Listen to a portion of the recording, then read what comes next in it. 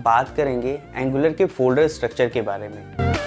हमें ये जानना बहुत ज़रूरी है, जब भी हम कोई कंपोनेंट ऐड करते हैं या तो फिर कोई npm से पैकेज को ऐड करते हैं अपने एप्लीकेशन में, तो हमारे एप्लीकेशन में उसका रिफ्लेक्शन कहाँ कहाँ हो रहा है, कहाँ कहाँ चेंजेस हो रहे हैं।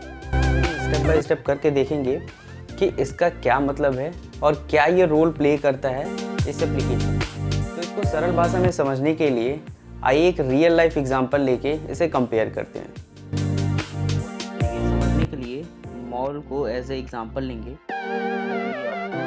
मैंने कुछ प्रिपेयर किया है, तो ये जो आप मॉल का ब्लूप्रिंट देख रहे हो आप, या इसको मैप कह लो, इससे ही हम सभी को रिलेट करेंगे। अब इसके अंदर जो जेसन है, इसको आइए एक बार समझ लेते हैं।